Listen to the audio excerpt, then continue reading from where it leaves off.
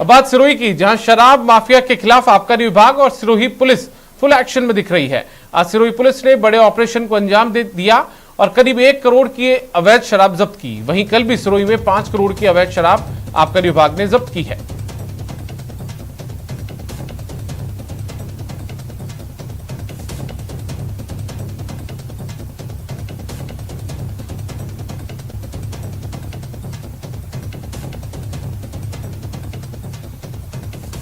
शराब माफिया के खिलाफ पुलिस फुल एक्शन में है, जिसके तहत आज सिरोही पुलिस ने भी शराब के कंटेनर को जब्त किया।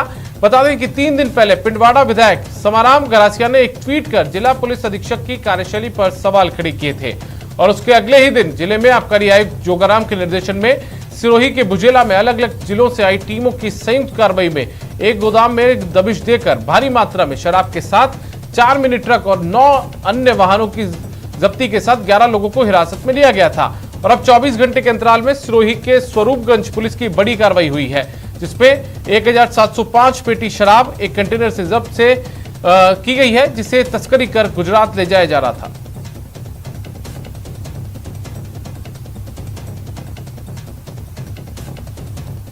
में स्वरूपगंज पुलिस ने बड़ी कार्रवाई करते हुए अवैध शराब के 1705 कार्टन्स जब्त किए गए।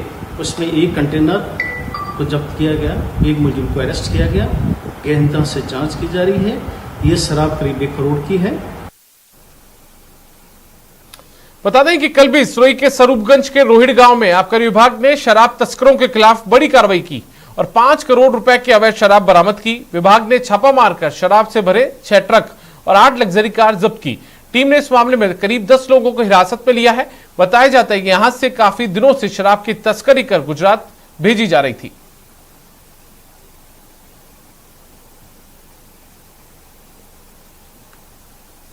बीकानेर की मुक्ता प्रसाद कॉलोनी से रामपुरा जाने वाली सड़क पर शराब के ठेके का विरोध है। पिछले 60 दिन से लगातार ये विरोध जारी है। आज भी महिलाओं ने काले मास्क पहनकर अपना विरोध दर्ज करवाया है। इस दौरान महिलाओं ने प्रशासन के खिलाफ नारेबाजी भी की। महिलाएं और पुरुष आवासीय क्षेत्र से शराब की दुकान बंद करने की मांग कर रहे हैं, लेकिन प्रशासन सुनवाई नहीं कर रहा है। उन्होंने कहा कि जहां शराब का ठेका खोला जा रहा है उसके पास में ही कोचिंग सेंटर, स्कूल और मंदिर है। शराब का ठेका खुलने से क्षेत्र में आपराधिक गतिविधियों में बढ़ोतरी होगी। जब तक प्रशासन इस ठेके को यहां से नहीं हटाता है तब तक उनका विरोध जारी रहेगा। कॉलोनी की महिलाएं और पुरुष सब मिलकर के पीछे लगभग 60 दिनों से यहाँ पर शराब के ठेके का विरोध कर रहे हैं और हम आपके माध्यम से कलेक्टर साहब से, माननीय एमएलए साहब से, सीएम साहब तक हम निवेदन करते हैं कि ये यहाँ से हटना चाहिए। ये पूरी कॉलोनी यहाँ मार्केट नहीं है, बल्कि ये पूरा एजुकेशन हब है। आसपास लाइब्रेरी, 3 लाइब्रेरीज हैं, कोचिंग सेंटर हैं, पीजी हैं और रिहायशी इलाका है पूरा का पूरा। सवाई माधोपुर जिले के चौथ का बरवाड़ा कस्बे में रेलवे फाटक पर एक शराबी का ड्रामा देखने को मिला है। दरअसल जैसे ही गेट मैन ने ट्रेन आने का सिग्नल पाकर रेलवे फाटक को बंद किया, ये शराबी आग बबूला हो गया। गेटमैन से जमकर गाली गलौज करने लगा। यह हाई वोल्टेज ड्रामा देखकर वहां कई लोगों की भीड़ जमा हो गई। सूचना पर बरवाड़ा पुलिस पहुंची और शराबी को पुलिस स्टेशन लेकर गई। बाद में उसे हिदायत देकर छोड़ दिया गया।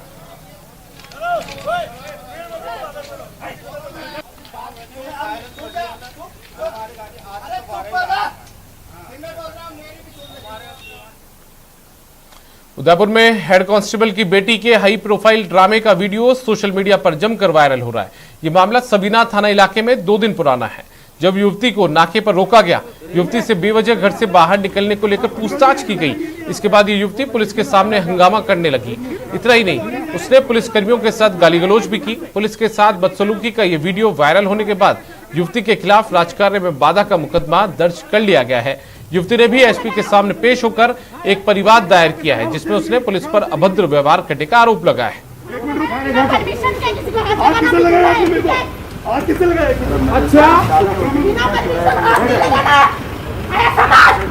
जो तस्वीर आप देख रहे हैं, दरअसल एक युवती की तस्वीरें हैं। सबीना थाना इलाके का ये पूरा का पूरा मामला है उदयपुर के। और यहाँ पर जब एक युवती सड़क पर निकल रही थी और पुलिस ने उसे रोककर पूछताछ की, तो इसने बदतमीजी करना पुलिस कर्मियों के साथ शुरू कर दिया, गाली गलौज की। और अब इसका पूरा ये मामला जो है वो सोशल मीडिया पर वायरल हो रहा है। पुलिस पुलिस ने इस पूरे मामले में जो मामला है वो भी दर्ज करवाया है।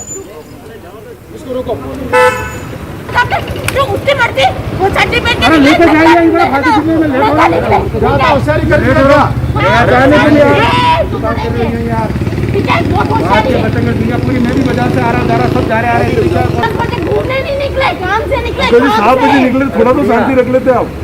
जिद्दी आदमी है। कुख्यात गैंगस्टर ओमा ठेहट को सीकर पुलिस ने पॉक्सो और दुष्कर्म मामले में गिरफ्तार किया है। ओमा गैंगस्टर राजू ठेहट का रिश्ते में भाई है और उसकी गैंग का मुख्य सरगना है। उसके खिलाफ कई मामले दर्ज हैं, लेकिन दुष्कर्म और पॉक्सो का नया मामला सामने है। पुलिस के मुताबिक ओमा ठेहट से पूछताछ की जा रही है।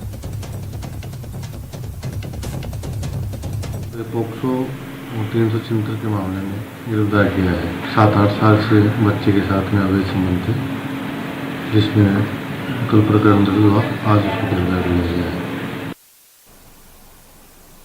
भरतपुर में लखनपुर थाना क्षेत्र के गांव कोठेन में तेज अंधड़ के कारण एक दीवार गिर गई। दीवार के नीचे दबने से एक महिला घायल हो गई, जिसे उपचार के लिए जिला अस्पताल ले जाया गया। आज इलाज के दौरान महिला ने दम तोड़ दिया। पुलिस और प्रशासन मौके पर पहुंचा। महिला का पोस्टमार्टम करवाकर शव परिजनों को सौंप दिया गया है। मृतक महिला लज्जा देवी अटारी ग्राम पंचायत के कोठेन गांव की निवासी है। और एक महिला के हताहत होने की खबर मिली थी।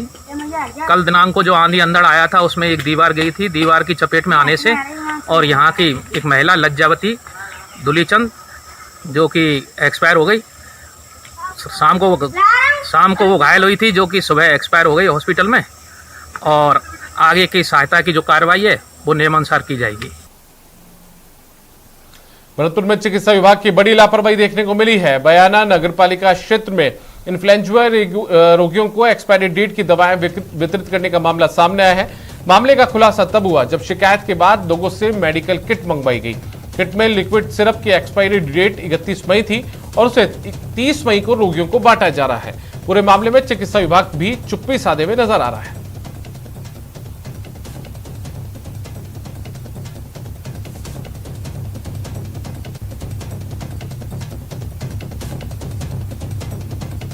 सबसे पहले तो मैं स्पष्ट करना चाहूँगा कि इसकी जो एक्सपायरी डेट है वो मई 2021 है, जिसमें क्या है 31 मई तक हम इसको यूज़ कर सकते हैं। इसका मतलब ये होता है। तो हमने इसको जो दवाइयाँ दी, हमने 25 मई से हमने इसको बंद करा दिया है बांटना।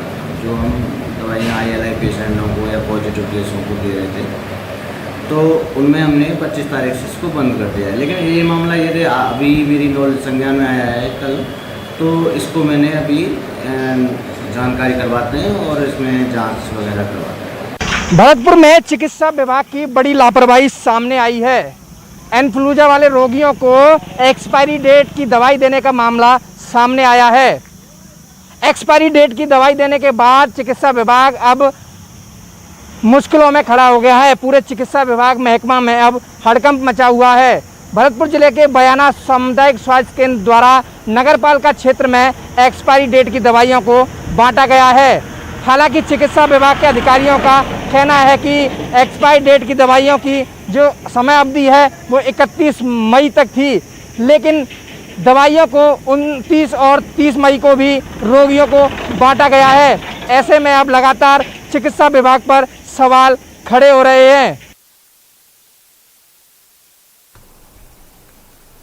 अब बात बेईमानों के खिलाफ एसीबी के एक्शन की, जिसके हत्थे चढ़ा है एक घूसखोर सरपंच। बता दें कि उदयपुर एसीबी ने चित्तौड़गढ़ के नरसिंहगढ़ ग्राम पंचायत में कार्रवाई की है और 6000 की घूस लेते सरपंच विष्णु मीणा को रंगे हाथों गिरफ्तार किया है। एसीबी के एएसपी हेरम जोशी ने बताया कि श्यामलाल नामक व्यक्ति ने ब्यूरो को शिकायत दर्ज करवाई थी कि ग्राम पंचायत का सरपंच विष्णु मीणा उससे सफाई कार्य के एवज में मिलने वाली राशि के भुगतान के लिए 2 महीने की सैलरी 8000 रुपए रिश्वत के रूप में मांग रहा है। शिकायत का सत्यापन करने के बाद एसीबी ने निम्बाहेड़ा दशहरा मैदान में नरसिंहगढ़ ग्राम पंचायत के सरपंच विष्णु मीणा को 6000 रुपए की रिश्वत लेते रंगे हाथों गिरफ्तार किया है।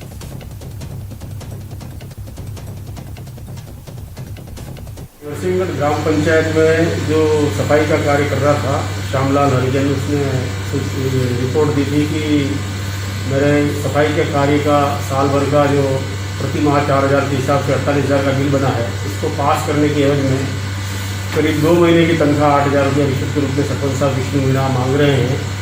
इसका आज सत्यापन कराया आज ही, तो वो 1.5 महीने की तनख्वाह अर्थात 6,000 रुपया लेने के लिए राजी हुए, जो 6,000 रुपये रिश्वत के रूप में लेते हुए विष्णु मीणा सरपंच को रंगे हाथों गिरफ्तार किया गया है। अग्रिम ट्रैप कार्रवाई।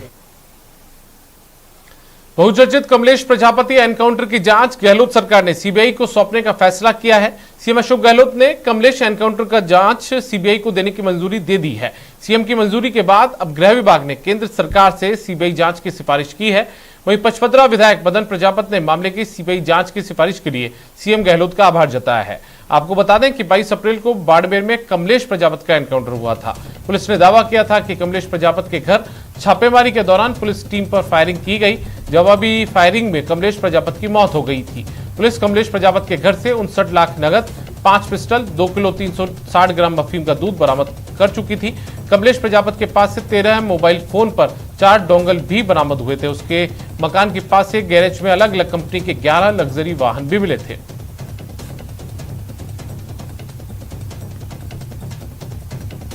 ऐसा है कि राज्य सरकार से तो कई समय से डिमांड की जा रही थी और ये राज्य सरकार का अधिकार है और राज्य सरकार भारत सरकार को अगर डिमांड करके भेजेंगे तो निश्चित रूप से इसके ऊपर भारत सरकार विचार करेगी और निश्चित रूप से जो आज जैसा कि मीडिया के माध्यम से ज्ञात हुआ कि अनुशंसा की, अब वो तो की है या नहीं की है, तो वो तो निश्चित रूप से अभी मेरे पूर्ण रूप से जानकारी में नहीं कि बिना आंदोलन, एक तरफ कोरोना महामारी का संकट और इस कारण न तो आंदोलन कर सकते हैं और बिना आंदोलन हमारे निवेदन पर जो मुख्यमंत्री जी ने एक मजबूत जो फैसला लिया है, हर मुख्यमंत्री नहीं ले सकता।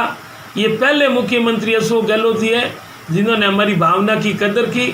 हम दिल से आभार व्यक्त करते हैं, हम हमेशा आभारी हैं। नेटवर्क 18 ये सुनिश्चित करना चाहता है कि हर भारतीय को कोविड-19 टीकाकरण मिले। टीकाकरण जागरूकता बढ़ाने के लिए नेटवर्क 18 और फेडरल बैंक की पहल संजीवनी ए शॉर्ट ऑफ लाइफ को सपोर्ट करें। Health expert Apollo 24/7।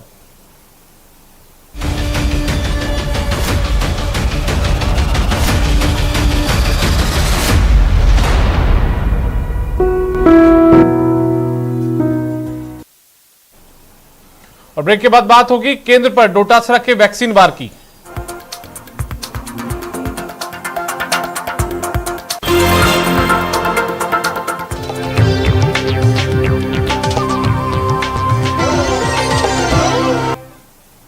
ब्रेक के बाद स्वागत है आपका। सीएम अशोक गहलोत ने नशा मुक्ति को लेकर विशेष काम करने की जरूरत बताते हुए कहा है कि राज्य सरकार इस पर एक नीति बनाएगी।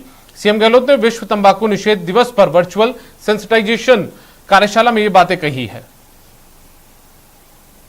वक्त में ही कई फैसले ऐसे हो सकते हैं, अगर दृढ़ निश्चय कर ले हम लोग राज्यों में और केंद्र में, तो ऐसे वक्त में ही फैसले होते थे जनता स्वीकार कर लेती है, वरना उनको समझाना पड़ता, आईसी करनी पड़ती है।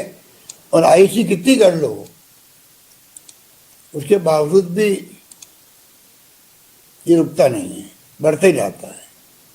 पर डे के आप आंकड़े बता रहे हो कि कितने बच्चे जो है पर डे 300 या ज़्यादा बच्चे जो है प्रारंभ करते हैं राजस्थान के अंदर पीना या यूज करना। इस बार सरकार आई तो हमने निरोगी राजस्थान का नारा दिया, प्रिवेंशन ऑफ मेडिसिन, जरूरत नहीं पड़े दवाइयों की। स्वास्थ्य मित्र की भी बात कर रहे थे मंत्री जी, 90,000 स्वास्थ्य मित्र बनाए गए, एक पुरुष एक महिला को। उनका यूज कैसे हो सकता है, इस काम में भी हो सकता है, अवेयरनेस के अंदर, जागरूकता के अंदर। तो जिस प्रकार से हम लोगों ने मैनेज किया राजस्थान को, वैक्सीनेशन में भी हम लोग नंबर 1 है देश के अंदर।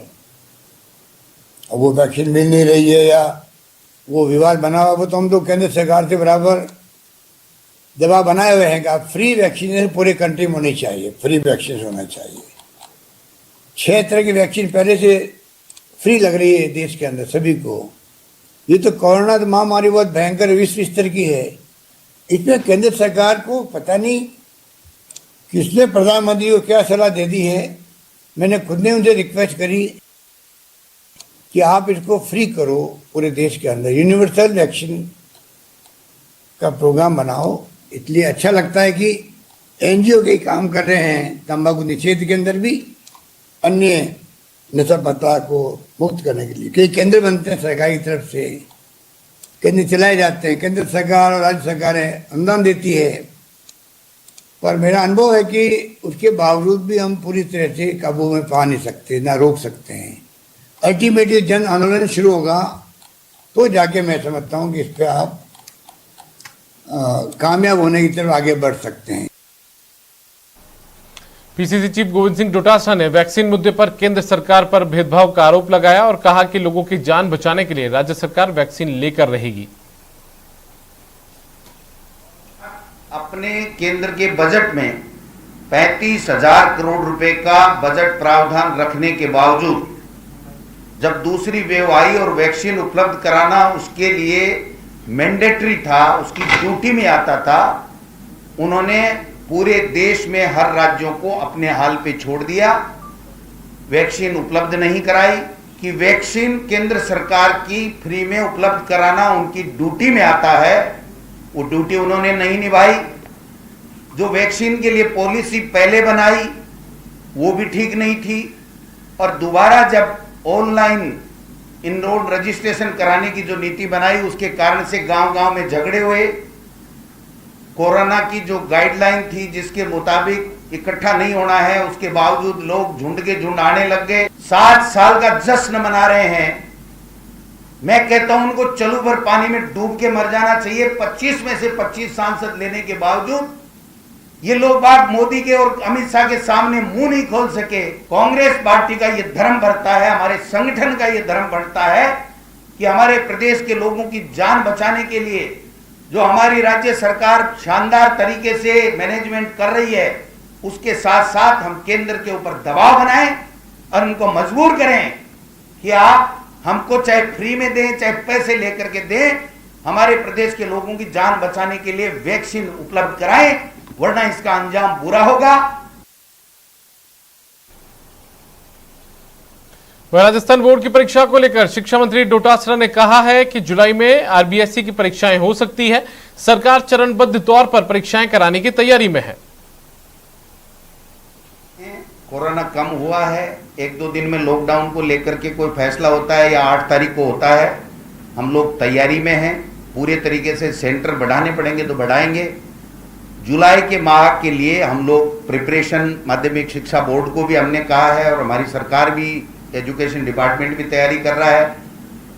अंतिम फैसला 1-2 दिन में जब भी कोई लॉकडाउन का होगा तो माननीय मुख्यमंत्री जी के साथ हम बैठ करके इसको अंतिम रूप देंगे। हम लोग बच्चों के भविष्य के प्रति चिंतित हैं, उनका स्वास्थ्य भी बनाए रखना है, उनको अस्वस्थ नहीं हो इसकी भी जिम्मेदारी सरकार की है, और उनकी एग्जाम करा के उनका भविष्य अच्छा हो इसकी भी हमारी जिम्मेदारी। रीट के लिए भी हम लोग जल्दी विज्ञप्ति जारी करने वाले हैं जिसमें ईडब्ल्यूएस के जो नए बच्चों को आवेदन की देंगे, और एक टेंटेटिव डेट जो आगे चल करके होगा वो जुलाई में बोर्ड की एग्जाम है। तो आप मान के चलिए कि बोर्ड के एग्जाम खत्म होने के तुरंत बाद में जो भी हमें आरपीएससी की या यूपीएससी की या केंद्र की कोई भी परीक्षा का बीच में कैलेंडर नहीं आए तो ऐसी डेट हमको खाली मिलेगी, तो उसके लिए हम लोग तैयारी करेंगे। गहलोत सरकार ने कोरोना के केस घटने के साथ ही चरणबद्ध ढील की तैयारी शुरू कर दी है और कल से मिनी अनलॉक की शुरुआत करने जा रही है। प्रदेश के 21 जिलों में पॉजिटिविटी रेट 5% से नीचे आ गई है। मिनी अनलॉक में मौजूदा दुकानों के खुलने का समय बढ़ाने के अलावा बाजार में कुछ और दुकानों के खुलने की अनुमति दी जा सकती है। मंत्रियों ने भी व्यापार और आवाजाही में छूट देने की मांग की है। गृह विभाग ने अनलॉक की गाइडलाइन तैयार कर ली है। आज शाम इसे सीएम से मंजूरी मिलने के बाद जारी किया जाएगा। प्रदेश में 8 जून तक लॉकडाउन है, इसलिए ज्यादा छूट मिलने के आसार नहीं है।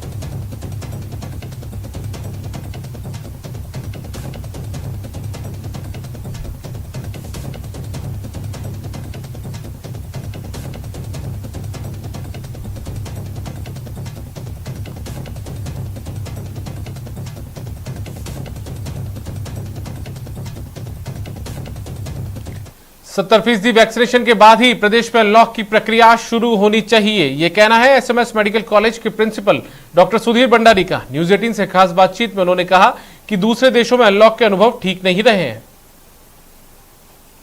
कोरोना बहुत तेजी से कंट्रोल होता जा रहा है। प्रदेश के अधिकांश हिस्सों में नए मामलों की जो दर है बहुत ज़्यादा जो है वो गिरती हुई नज़र आ रही है। हालांकि राज्य सरकार ने 8 जून तक जो है वो लॉकडाउन घोषित किया है, लेकिन अभी से ही अनलॉक की जो है वो चर्चाएं। देखिए, सबसे पहले तो हमें लॉकडाउन के अच्छे परिणाम देखने को मिल गए हैं। हमें ये जो कोविड पेंडेमिक की सेकंड और आने वाली थर्ड वेव है, इसका सारा लर्निंग दूसरे देशों से लेना है। दो ही तरीके हैं जिससे हम बढ़ते हुए केसेस को कम कर सकते हैं। वो है एक तो इंटरपर्सनल डिस्टेंसिंग, जो कि लॉकडाउन के द्वारा हासिल किया जाता है, और एक अधिक से अधिक वैक्सीनेशन के द्वारा।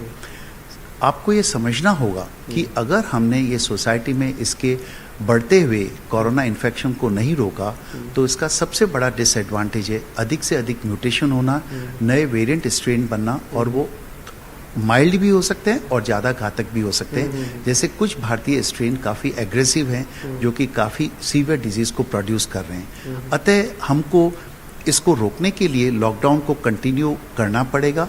दूसरे देशों से भी हमें सीखना पड़ेगा कि लॉकडाउन के द्वारा हम इस बढ़ते हुए संक्रमण को कम कर सकते हैं। लॉकडाउन का सहारा हमको तब तक लेना पड़ेगा जब तक कम से कम 70% जनता वैक्सीनेट नहीं हो जाती।